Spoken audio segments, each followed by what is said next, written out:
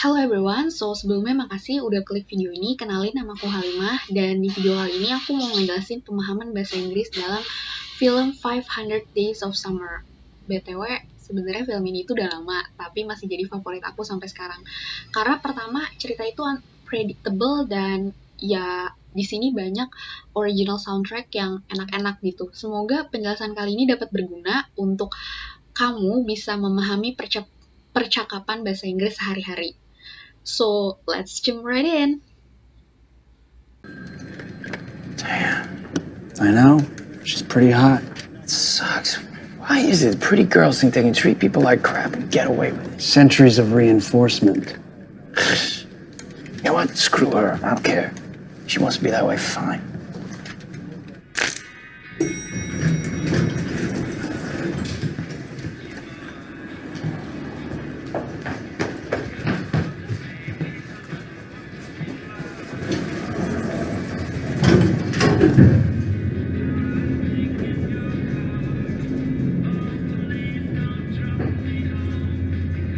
Smith?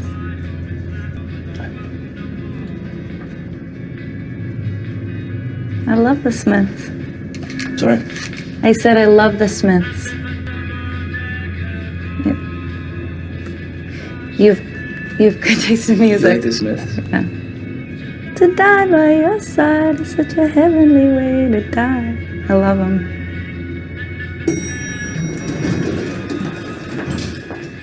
Holy shit.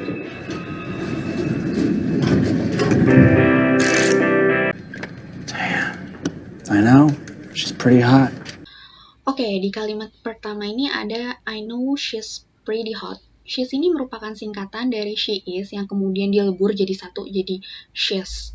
Nah, kalau biasanya orang bule atau native speakers itu umumnya menyingkat ini biar kedengarannya itu ya natural gitu. Nah, ini ada beberapa contoh video. That is bullshit. Maybe she was just in a bad mood. Dan kalau kita pretelin satu-satu, sebenarnya she's pretty hot ini itu kalimatnya lumayan sederhana karena dia itu cuma terdiri dari subjek, kemudian ada to be sebagai kata kerja dan diikuti dengan kata sifat. She adalah subjek, is merupakan to be atau kata kerja, dan pretty hot itu adalah kata singkatan. Nah, pretty hot ini apa sih artinya? Kita dapat menggunakan pretty ini sebagai adverb. Nah, adverbnya ini digunain sebelum kata sifat atau benda. Jadi yang unik dari pretty ini adalah dia digunain sebelum kata sifat atau benda yang artinya itu adalah cukup atau dalam bahasa Inggrisnya quiet, tapi bukan sangat. Jadi ya udah biasa aja gitu. Jadi it's enough gitu, not extremely. Dan ini merupakan bahasa yang informal.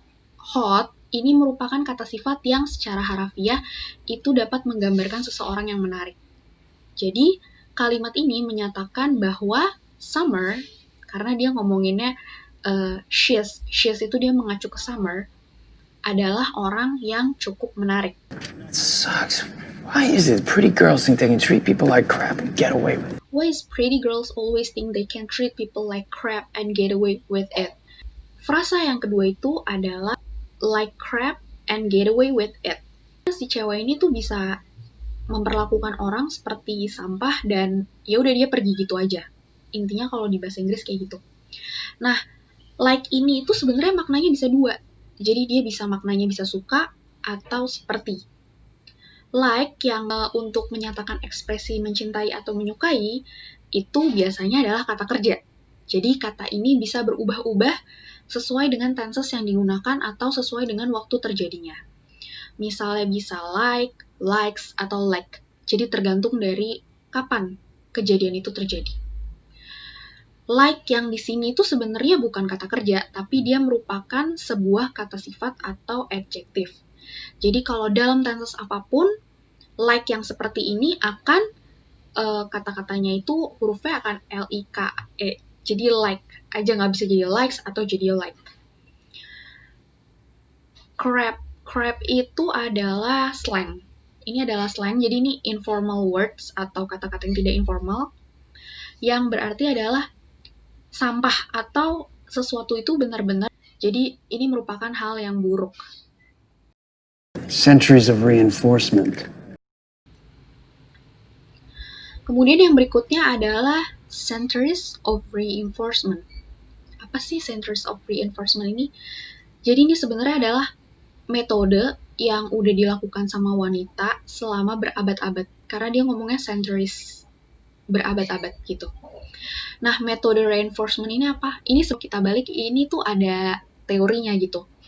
Jadi penguatan ini adalah metode pembelajaran yang digunakan untuk membentuk pola perilaku tertentu. Bisa untuk orang atau untuk hewan dengan cara memberikan reward. Sebenarnya kalau dengan diberikan suatu penghargaan. Dan ini bisa dilakukan oleh hewan ataupun oleh manusia. Nah, Pavlov itu merupakan salah satu researcher yang waktu itu menguji teori ini. Jadi dia itu ngelakuin riset di mana waktu itu dia ngasih anjingnya, jadi dia membiasakan anjingnya untuk ketika ada bel, itu anjingnya akan datang dan dia akan kasih makanan gitu. Dan itu dilakukan berhari-hari, tapi di satu hari itu dia mencoba untuk tetap membunyikan bel, tapi nggak dikasih cemilan tuh si anjingnya. Dan ternyata apa yang terjadi? Si anjingnya ini ketika dibunyiin bel tetap nurut sama si majikannya, sama si Pavlov ini. Jadi si anjing ini tetap mempertahankan perilakunya untuk mendapatkan cemilan. Bahkan si anjingnya ini walaupun gak ada cemilan di situ, dia tetap mengeluarkan air liur. Nah, jadi pada intinya apa? Pada intinya adalah makhluk hidup itu terangsang dengan adanya penghargaan atau reward. Reward ini digunakan untuk membentuk suatu pola perilaku tertentu sampai akhirnya itu menjadi kebiasaan. Kayak gitu. Jadi sebenarnya ini agak berat sih. Jadi maksudnya centers of reinforcement itu adalah metode pembelajaran yang udah dilakukan selama bertahun-tahun oleh si wanita ini dengan dia memberikan reward dan si cowok ini akan menjadi terbiasa dengan pola perilaku seperti itu. You know what? Screw her. I don't care. She wants to be that way, fine. She's be that way, fine. Dia seperti itu, baiklah gitu. Nah, kamu bisa pakai menggunakan that way atau this way itu untuk merujuk pada satu pernyataan atau komentar yang baru aja kamu buat.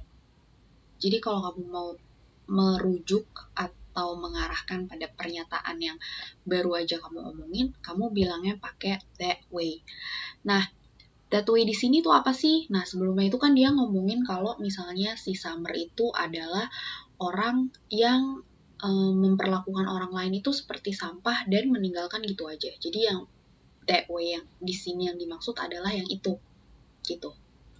Nah, ini ada contoh-contoh yang lain. Yang pertama itu adalah some of us have habits few people know about and we keep it this way. Nah, this way ini mengacu kemana? Mengacu ke habits yang beberapa orang tuh memahami kebiasaan tersebut kayak gitu. Kemudian ada we have a beautiful city and we pray it stays that way. Jadi maksudnya that way-nya itu mengacu kepada beautiful city. Dan kemudian yang ketiga ada I've never found it hard to make friends. So I suppose I was lucky that way. Maksudnya apa? That way-nya itu adalah I've never found it hard to make friends. That way-nya itu mengacu ke situ. Jadi kata that way ini biasanya itu ada kata penghubungnya. Jadi bisa ada and, but, so, terus ya pokoknya kata-kata yang bisa ada dua frasa atau dua kalimat kayak gitu.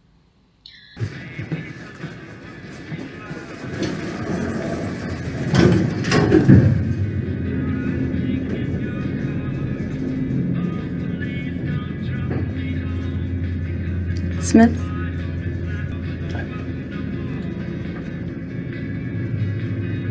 I love the Smith. Kemudian yang berikutnya adalah I love the Smith, kata si Summer. Jadi apa sih artinya I love the Smith? Itu artinya adalah ekspresi kesukaan. Jadi ini formulanya adalah subject plus love or loves, itu tergantung dari subjeknya apa. Dan kemudian diikuti dengan objek, noun atau verb in. Nah, ingat ya, kalau misalnya singular, itu dia pakai loves, he, she, it. Tapi kalau dia Plural, I, we, you, they, itu dia menggunakan love. Contohnya, she loves eating pizza. Kita akan lihat beberapa contoh video yang lain, oke? She'd only loved two things. The first was her long dark hair. I love her hair. I love her knees. I love this heart-shaped birthmark she has on her neck. I love the way she sometimes licks her lips before she talks. Sorry? I said I love the Smiths. You've good taste in music. Ya, si cowok ini dia punya selera yang bagus. Nah, have ini tuh dia bisa artinya banyak, tapi kalau untuk yang sekarang ini, statement yang sekarang ini itu menunjukkan berarti memiliki. Jadi itu artinya dia memiliki selera ya musik yang bagus gitu. Nah, kenapa aku tahu kalau misalnya ini dia ngomongin memiliki? Karena ditandai dengan adanya kata benda setelahnya. Jadi kata bendanya itu kan good taste in music. Itu kan semua kalau dijadiin satu itu adalah kata benda, frasa kata benda kan. Makanya aku bisa bilang kalau have itu mengacu kepada memiliki. Wonderful, darling. How many are there? 36. Counted them myself. 36, but last year I had 37. They really are. The only family he has. Music. The Smiths. Kemudian yang berikutnya adalah you like the Smith? Ini sebenarnya dia nanya maksudnya. Jadi ini dari kalimat do you like the Smith? Tapi untuk lebih luas dia nggak ngegunain kata do, tapi dia ngegunain kata you like the Smith gitu. To die by your side is such a heavenly way to die. Kemudian yang berikutnya dia ada bilang to die by your side is such a heavenly way to die. Oke, kalau kita pretelin satu-satu, to die by your side itu sebagai subjek, is itu sebagai kata kerja, dan such a heavenly way to die itu sebagai noun atau objek. Nah, kalau bedanya tadi kita mau menekankan sesuatu pakai so dengan kata sifat, tapi kalau such ini merupakan kata yang dipasangkan dengan kata benda gitu. Jadi ini juga sama kayak so, memberikan arti penekanan, tapi dia itu berbedanya, dia ini menggunakan kata benda gitu. Ini ada beberapa contoh. She carried such a heavy suitcase. Dia membawa sebuah koper yang sangat berat. They talked such some hot issue. Mereka membicarakan beberapa isu yang sangat hangat. Nah, kemudian kita di sini ada kata heavenly. Heavenly itu merupakan kata sifat. Jadi bukan berarti kalau yang di belakangnya lili itu adalah adverb, tapi kebetulan heavenly ini merupakan kata sifat. Jadi kalau kita tahu heaven itu kan noun atau kata benda yang merupakan surga. Tapi kalau heavenly itu adalah adjektif. Nah, heavenly ini secara harafiah atau secara artinya ini dia berarti memberikan kesenangan yang besar. Way to die itu adalah cara mati. Jadi kalau misalnya kita artiin, untuk mati di sisi kamu merupakan cara meninggal yang surgawi atau yang memberikan kesenangan yang besar gitulah ya. I love them. Kemudian yang berikutnya adalah I love Nah, maksudnya itu nya ini dia mengacu pada them. Jadi itu adalah singkatan them yang biasanya digunain sama balik lagi digunain sama most of percakapan di dunia sana, di luar sana, di luar negeri maksudnya. Jadi mereka kalau ngomong tuh nggak pakai them. I love them. Tapi mereka bilangnya I love biar lebih singkat dan lebih luas gitu. Nah, ini adalah they sebenarnya ini they kalau di subjeknya, tapi kan kalau di objek jadi them. Terus kalau disingkat jadi kayak gitu. Holy shit. Yang berikutnya adalah holy shit. Holy shit tuh sebenarnya artinya sama kayak sialan. Jadi ini digunakan untuk menunjukkan bahwa menurut kamu ada sesuatu yang mengejutkan. Atau bisa jadi juga mengesankan bagi kamu. Contoh ya, holy shit, man, this is incredible. Gila, man. Ya, sama kayak sialan sih. Gila, ini luar biasa. Kayak gitu. Oke. Pada paham kan?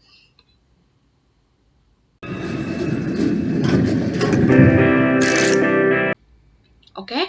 That's all from me. Semoga aja membantu untuk kalian lebih memahami percakapan dalam bahasa Inggris.